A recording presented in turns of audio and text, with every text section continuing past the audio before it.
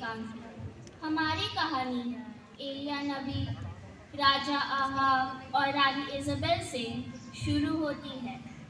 राजा Ahab अपनी रानी Isabel के लिए बाल देवता का आराधनालय बनवाता है। मेरे राजा, ये कितनी सुंदर आराधना करने की जगह है। मेरी रानी, मैंने तुम्हारे बाल देवता की आराधना करने के लिए एक सुंदर आराधनालय बनवाया है ताकि तुम्हें तुम्हारे घर फिनिशिया की याद न आए। तुम यहाँ अपने बाल देवता की आराधना कर सकती हो। मैं अकेले आराधना क्यों करूं? मैं तुम्हारे लोगों की बातें सुन सुनकर थक चुकी हूँ। ये एक ही सच्चा परमेश्वर है। मेरी रानी, पूरा इस्राएल बाल देवता की ही आराधना करता है। राजा आहाब, तूने घोर पाप किया है। किसकी हिम्मत हुई कि राजा से ऐसे बात करे? राजा जी, यह एलिया है, प्रभु का नबी। तूने प्रभु की दृष्टि में घोर पाप किया है। तूने बाल के लिए, जो झूठा परमेश्वर है, उसके लिए वेदियां बनाई, आराधनालय तक बनाए। और तुझसे पहले जितने भी राजा थे, उन्होंने भी पाप किया। लेकिन तुमने उनसे अधिक पाप किया। मैं अकेला जीवित परमेश्वर का नबी हूं और उसके नाम से यह कहता हूं, मेरे वचन के बगैर यहां बारिश नहीं होगी। और इतना ही नहीं, जमीन में ओस तक नहीं गिरेगी। मुझे बारिश के लिए तुम्हारे परमेश्वर की जरूरत नहीं लगी। तुम्हें क्या लगता है तुम्हारा परमेश्वर बाल का सामना कर पाएगा?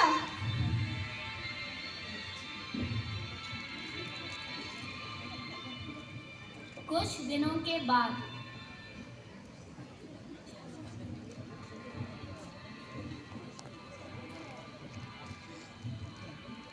राजा जी, यह बहुत सूखा पड़ा है, हम क्या करें? बाल देवता की और आराधना करो और बलि चढ़ाओ और उस एलिया को मेरे पास पकड़ कर ले आओ। सेवकों, परमेश्वर के सभी सेवकों को खोज कर मार डालो।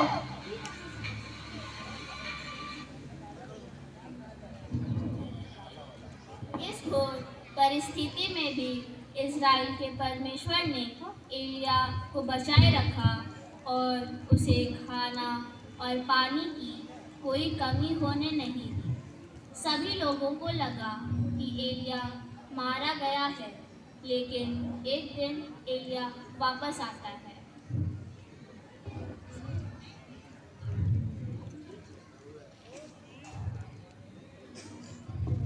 इस्राएल को सताने वाले एलिया, आखिर तो मुझे मिल ही गया। मैंने नहीं, तूने और तेरे पिता के घराने ने इज़राइल को सताया है। तुमने इज़राइल के परमेश्वर की आज्ञा छोड़ के बाल की आराधना करनी शुरू कर दी। मैं अकेला जीवित परमेश्वर का नबी हूं।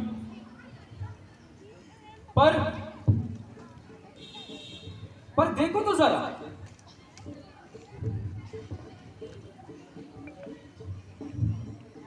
सभी लोग कारमेल पर्वत पर इकट्ठा होते हैं और एलिया उन्हें चुनौती देता है।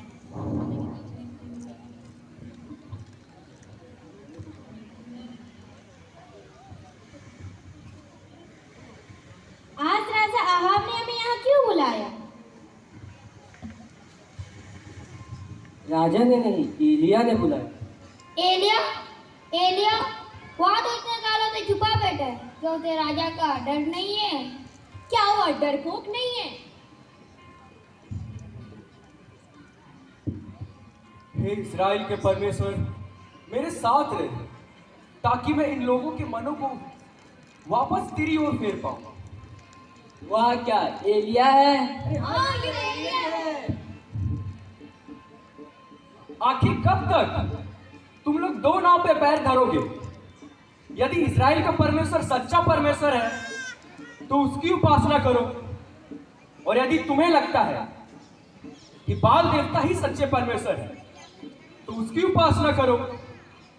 मैं अकेला जीवित परमेश्वर का नबी हूं।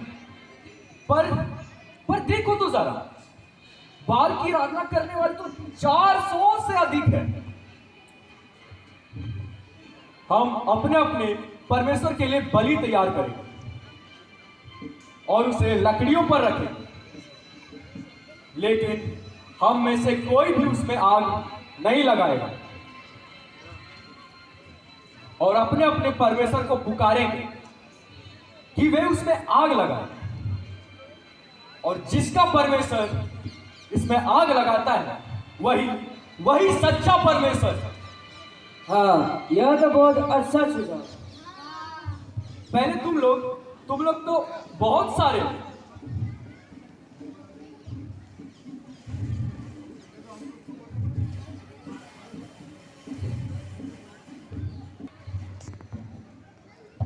बाल देवता की आराधना करने वाले उसे पुकारते हैं। अरे और जोर से! क्या पता तुम लोग का परमेश्वर तुम्हें सुन नहीं रहा है। उसकी उपासना करते हैं, लेकिन वह उनकी नहीं सुनता। जब एलिया की बारी आई तो उसने कुछ विचित्र बात की। जाओ, 4 बड़े मटके पानी से भरो और बलिदान तथा लकड़ियों पर उंडेल दो।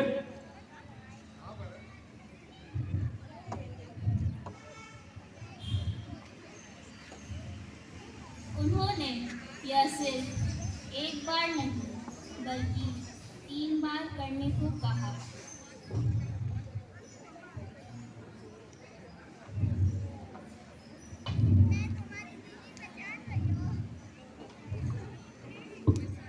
हे यहोवा, इब्राहिम, इसहाक और इस्राएल के परमेश्वर, आज यहाँ प्रकट हो ताकि ये लोग जाने कि इस्राएल का सच्चा परमेश्वर केवल तू ही है और मैं तेरा सेवक हूं और मैंने जो कुछ भी किया है वह तेरे आदेश अनुसार किया है। हे यहोवा, मेरी सुन ताकि ये लोग जाने कि इस्राएल का सच्चा परमेश्वर केवल तू ही है और इनके मनों को वापस अपनी ओर फेर ले। एलिया की प्रार्थना के बाद स्वर्ग से आग गिरी और बलिदान, लकड़ी, पत्थर, मिट्टी और यहाँ तक कि पानी तक सब भस्म हो गया। लोगों ने मान लिया कि यहोवा ही परमेश्वर है। फिर एलिया ने प्रार्थना की और 7वीं बार आकाश में एक छोटा सा बादल दिखा।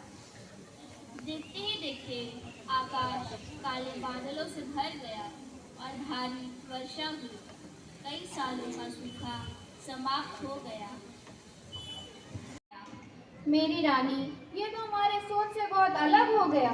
तो वह क्रोधित हुई। यह कैसे हुआ? सेवकों, एलिया को पकड़कर मार डालो। जी रानी साहबा। और एलिया को मारने की धमकी दी। डर के मारे एलिया जंगलों की ओर भाग गया।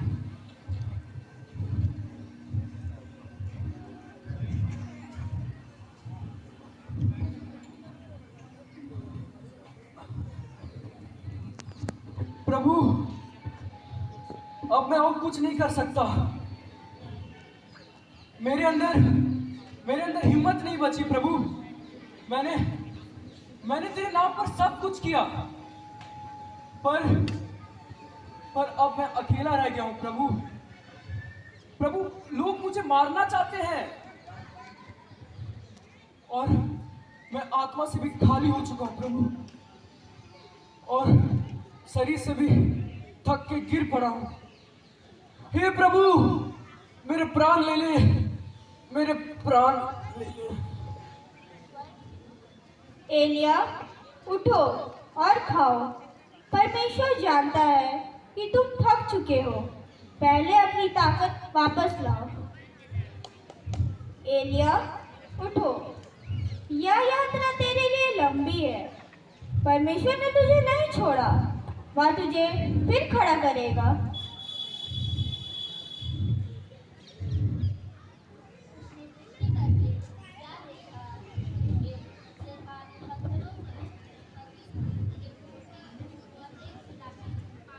है। तब उसने खाया और पिया। उस भोजन की शक्ति से एलिया 40 दिन और 40 रात चलता रहा और अंततः परमेश्वर के पर्वत होरेब तक पहुंचा। यहोवा की आवाज। एलिया, तू यहाँ क्या कर रहा है? प्रभु,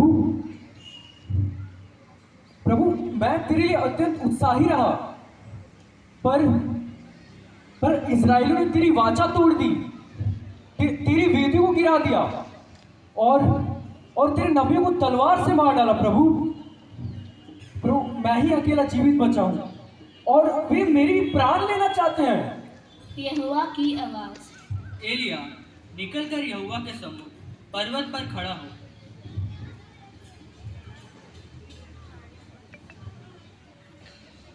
यहोवा के सामने से बड़ी प्रचंड आंधी चली, जिससे पहाड़ हिल गए और चट्टानें टूटने लगी, पर यहोवा आंधी में नहीं था। आंधी के बाद भूकंप हुआ, पर यहोवा भूकंप में भी नहीं था।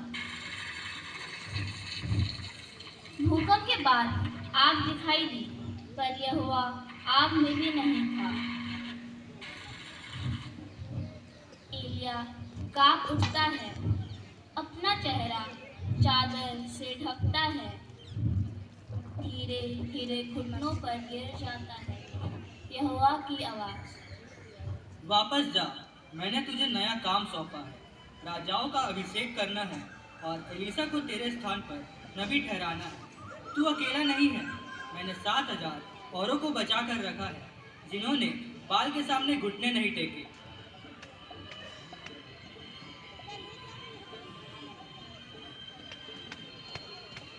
धन्यवाद प्रभु, तू आंधी और आग में नहीं, बल्कि इस शांति की आवाज मेरे साथ है। होरेब पर्वत से लौटकर एलिया ने एलीशा को अपना उत्तराधिकारी बनाया। समय पूरा होने पर एक आंधी और अग्नि के रथ प्रकट हुए और एलिया स्वर्ग की ओर उठा लिया गया। एलीशा ने यह देखा और उसकी चादर उठाकर उसकी सेवा को आगे बढ़ाया।